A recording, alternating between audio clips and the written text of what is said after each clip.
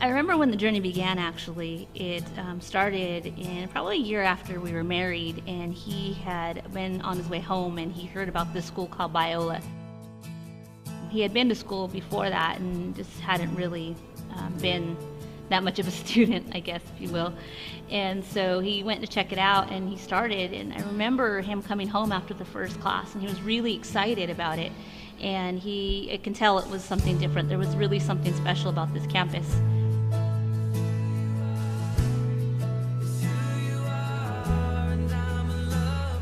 And so it was really nice to see him grow, not only academically, but also in the Lord as he did his undergrad. He graduated in '05. Probably a year after he graduated, he decided that he wanted to join the Talbot program here. Remember at graduation he saw a license plate frame that said Talbot School of Theology, and he thought, man, that would be really cool, to be in that program. And at that point it just seemed super far from us, not something that was doable.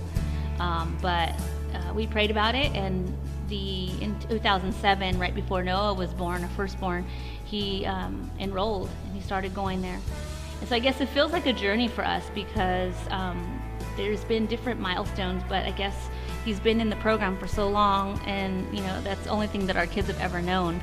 So every milestone is when one of our children have been born. And I guess what's really special about his graduation is that some of the best memories are coming here. Whenever he started a new semester, we all came as a family to get books. So we would go in the bookstore and he would be thinking about the books he needs. The kids would be thinking about the candies they were going to get, and I would be thinking about the shirt or the sweatshirt I wanted to buy. And so we always had a big bill before we left. And one thing about Biola I love is that they really incorporated the family unit and the importance of family. And so we would come to the events here on campus, and that was really special, and that was really neat. I remember specifically a couple of years ago, maybe about I'm thinking about right after Caleb was born, we came on campus to buy some books, and I kind of walked by myself and was just kind of looking at the fountain and the Jesus painting. I heard the small voice, and the Lord said, "Don't let him quit." And sorry. And I didn't know why at that moment that he had told me that, because we were going into another semester, and I just remember thinking, okay, Lord, I'm not going to let him quit. I don't know when he needed me, the reason for that. He was going to work full time, and I remember we sat in the Chick-fil-A parking lot, and he said, something has to give. Either I need to go full time to school or I need to quit ministry. And we sat there, and I remember the Lord telling me, don't let him quit. And I said, I don't know what we're doing, but you can't quit.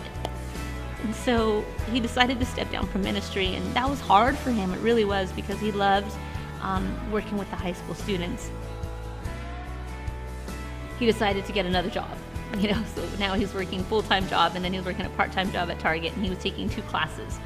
And that's what I love about my husband, is that he was so obedient in going to school, but also being that provider for our family. So I guess in retrospect of everything, a long journey that seemed so short. When he stood on that stage on Friday, December the 16th, it was just really a picture of God's grace and mercy and his obedience and his faithfulness for us to complete it. Philippians 1:6 says that he who began a good work will complete it, and that scripture resonates because he did begin a new work in him, and he did complete it.